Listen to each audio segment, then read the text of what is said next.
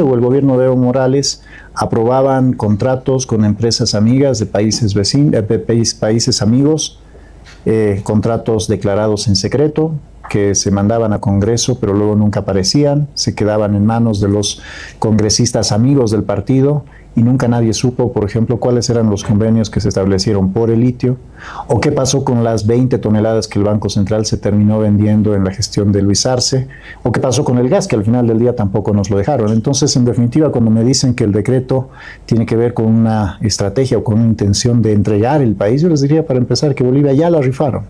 Por eso no están ellos aquí. Por eso el MAS, Arce, Evo, hoy día no están en el gobierno, porque ya se rifaron el país y eso la gente lo sabe. Ahora, en cuanto a lo que tiene que ver en específico con el decreto, todo lo que tiene que ver con la aprobación rápida, el fast track y los otros mecanismos que nosotros implementamos para dar una señal al inversionista extranjero que venga a Bolivia, después de 20 años en los que no llegó inversión para minería, no llegó inversión para hidrocarburos, no llegó inversión para litio, no llegó inversión para prácticamente nada en el país, mientras en toda la región se venía desarrollando cualquier sector extractivo, pero también no extractivo. Estos lineamientos que damos en el decreto, estas señales que damos en el decreto, se mantienen dentro de la ley. El fast track le pone un límite de tiempo al Congreso para aprobar contratos, al Ejecutivo. Le pone un límite de tiempo al Ejecutivo para que en 30 días nosotros hagamos todos los trámites administrativos para enviar el contrato al Congreso. Eso no significa que nos saltamos las licencias medioambientales o las consultas previas. Se tienen que hacer. ¿El Congreso participará en la aprobación de esos contratos? A ver, el orden es el siguiente. El Poder Ejecutivo recibe una solicitud y tiene 30 días o 60 en algunos casos para aprobar esos contratos. ¿Eso qué implica? Que todos los trámites administrativos, licencias medioambientales, consultas previas, otro tipo de licencias, aprobaciones de inversión y demás, se tienen que hacer en 2 meses. Una vez realizado eso, se manda al Congreso. Y el Congreso, conforme a lo que dice la ley, pues tiene que aprobar los contratos. Por lo tanto, aquí hay también una gran cantidad de desinformación tratando de apelar a viejas banderas del pasado sobre el entreguismo y demás, para tratar de negar una posibilidad importante que abre este decreto, que es traer más inversión extranjera. Ministro, ¿habrá tiempo como, por ejemplo, para consultar a los indígenas en el país si están también de acuerdo? Si hay una licencia para entrar a sus territorios. Mira, cuando tú tienes las cuadrículas determinadas y cuando tú tienes el proyecto determinado, es muy fácil. Las regiones están determinadas, tú sabes qué comunidades están ahí. ¿Por qué se han venido alargando los tiempos? Básicamente por corrupción. Porque cuando tú querías obtener una licencia tenías que ir a hablar con el funcionario, con el director, con el viceministro o en definitiva con el ministro para poder acelerar los tiempos. Y obviamente en la medida que tú no aceiteabas esa aprobación de ese contrato o esa ejecución de esa normativa, pues obviamente tu trámite se iba atrasando. Les reitero, ¿habrá el tiempo suficiente? ¿Y se respetará la consulta a los pueblos indígenas? Claro que sí, el decreto no va en contra de ninguna normativa.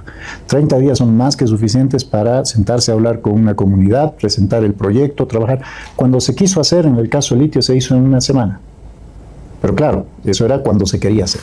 ¿Se respetarán áreas protegidas? Absolutamente sí. ¿Parques nacionales? Absolutamente sí. ¿Qué está pasando en Tariquía? Bueno, en Tariquía hemos heredado un conflicto que tiene que ver con definitivamente esto que tú mencionabas hace rato, o mejor dicho, que yo te mencionaba hace rato, que es este abuso normativo que se fue construyendo en torno a una capacidad, al reforzamiento de una capacidad corrupta.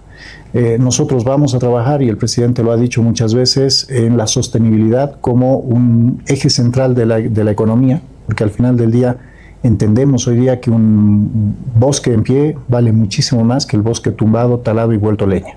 Eso está absolutamente claro para nosotros y en ese sentido el enfoque que nosotros tenemos para atraer inversión extranjera es absolutamente distinto de lo del pasado.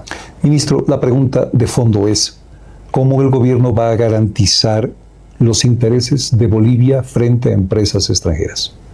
Bueno, para empezar, nosotros en los últimos 20 años no hemos garantizado ningún interés en el país, a pesar de hablar mucho de soberanía, de defensa de los recursos naturales. Nos hemos quedado, insisto, sin gas, sin oro, sin litio. Lo que nosotros necesitamos hoy día es traer inversión extranjera de calidad, aquella que respeta la normativa medioambiental, no porque Bolivia se lo imponga, sino porque en el mundo está mal visto que una empresa venga a depredar, porque eso representa parte del valor reputacional de una marca, pero también que venga en su calidad de socio, no como un pues dueño de facto de recursos a partir de estar relacionado ya sea con un gobierno amigo o con un, no sé, pues empresario amigo del gobierno. Eso es un primer elemento. Segundo, hacer cumplir la ley. Nosotros tenemos muchas leyes que en el pasado no se han cumplido, ¿no? Recursos naturales están garantizados de no ser entregados, de no ser aprovechados, de que no se lleven lo nuestro. Mira, te pongo el ejemplo del litio. La prerrogativa es que el litio sigue siendo y debe ser un elemento estratégico sobre el cual Bolivia construya desarrollo. Pero el litio, hoy día, en el paisaje del Salar de Uyuni, no puede estar, el valor del litio extraído no puede estar por encima de lo que produce, por ejemplo, para la región a partir del turismo, y no puede estar por encima de la región a partir del agua que se requiere para extraer el litio. Entonces, nuestra visión de desarrollo en torno a los recursos naturales es una visión integral, en el sentido que esto tiene que dejar recursos para el gobierno central, obviamente, y para las regiones, pero también tiene que permitir el desarrollo de todos los demás sectores en la economía. Por lo tanto, garantizar la explotación de recursos naturales y los beneficios para los bolivianos no solamente viene de las rentas que saldrán de los recursos naturales, sino también de todo el desarrollo que se puede generar en torno a ellos. ¿Se maneja algún número? Entiendo lo de la seguridad jurídica, si no, no vienen las empresas de fuera. Pero ¿cómo le garantizamos? ¿Cuál es esa seguridad para la gente? ¿Hay algún porcentaje definido en el gobierno para negociar con las empresas extranjeras? A ver, aquí está claro que el entorno ha cambiado. Y de hecho, cuando se quiso poner, por ejemplo, este 82% ciego de impuestos, ese fue el inicio del desastre energético que nos ha dejado Evo Morales, Luis Arce y toda esa tropa de rufianes que capturaron el Estado durante 20 años. ¿Qué ha sucedido? Con una tasa de impuestos ciego, varios campos pequeños ya no eran viables, dejan de producir y por lo tanto se deja de exportar, pero también se deja de generar energía para el país. Por lo tanto, nosotros tenemos una visión más inteligente. Habrá campos que soporten más impuestos, campos que serán pues tratados de una manera distinta. Depende también del tipo de materia prima. El litio no es como el petróleo. No puedes pensar en ponerle una tasa impositiva, una renta tan alta, porque en el mundo hoy día la tecnología y el mercado no lo soporta. Por lo tanto, cada sector va a tener un tratamiento distinto, pero siempre en términos de transparencia y mostrándole a la gente hacia dónde se ¿Siempre para Bolivia más? Lo que necesitamos es que Bolivia se quede con lo que le corresponde. Y aquí viene un tema importante. Tienen que quedarse los impuestos, tienen que quedarse las rentas para el país, no solo para el gobierno central, para los gobiernos subnacionales. Aquí tenemos el 50-50, que va a ser un eje rector. La mitad de lo que se quede en el país va al gobierno central, la mitad a las regiones, pero también hay que ser conscientes de que hay que atraer inversión.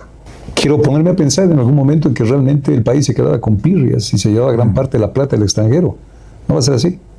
Mira, lo que tú necesitas, insisto, es el hecho de hoy día no tienes ningún sector nuevo ni ningún tipo de explotación nueva.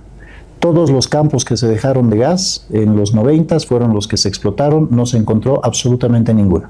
Hay por ahí uno que otro pozo que no, económicamente no es viable. En términos de minería, ninguna mina nueva descubierta en los últimos 30 años.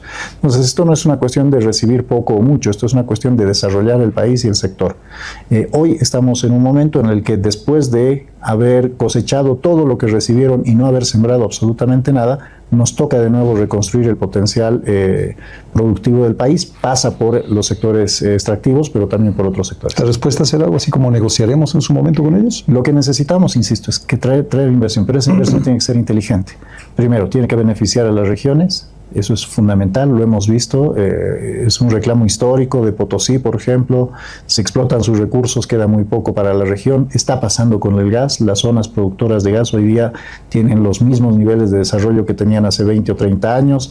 Es decir, no ha quedado mucho, porque en gran medida la explotación de los recursos naturales no tenía que ver con el malvado extranjero que se llevó los recursos. Tuvo que ver con un gobierno que se quedó con los recursos, pero que en vez de dejarlo en la gente, pues lo fue distribuyendo a algunos amiguitos.